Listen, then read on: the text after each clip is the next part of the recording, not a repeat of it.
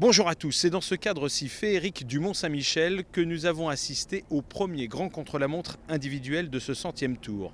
Jérémy Roy, une fois de plus, confirme les progrès qu'il a réalisés ces derniers temps en signant sa meilleure performance. Il se classe 8e. Tout de suite, sa réaction. J'ai fait un chrono correct, je me suis bien appliqué à partir assez vite quand même, parce que je savais que la première partie, il y aurait déjà des écarts, vu que c'était vallonné, casse-pattes. Et j'ai réussi à maintenir un très bon rythme, donc un chrono conforme à mes attentes. Après, je suis assez loin de Tony Martin, mais bon, c'est le champion du monde, il me colle 2 minutes. Je verrai le classement final, donc j'espère que je garderai quand même le top 20. Je l'ai reconnu ce matin, le chrono, je suis parti à 9h, donc il y avait un peu moins de vent et je le trouvais un peu plus facile que ça. Après forcément, quand on est lancé au seuil, on est tout le temps quasi à bloc. Mais j'ai trouvé plus casse-pattes, les 2 premiers tiers vraiment difficiles. Après le final, c'est vrai que ça va très vite vent dans le dos. Mais de toute façon, comme tout chrono, c'est très très exigeant.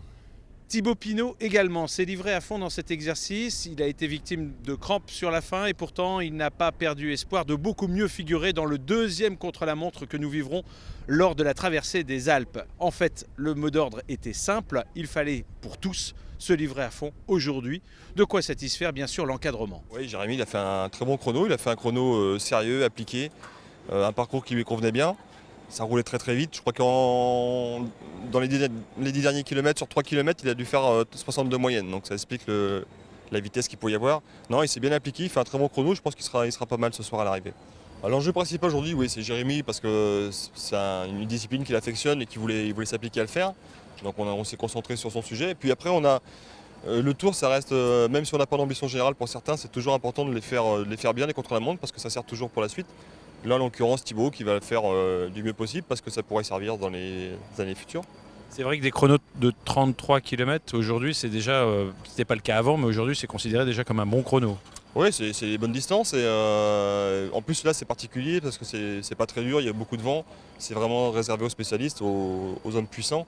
Donc il faut essayer de perdre le moins de temps possible parce que ça sert toujours pour la suite. Ce chrono était plus favorable à Jérémy, à l'inverse du dernier de la semaine prochaine ou qui sera beaucoup plus favorable à Thibaut.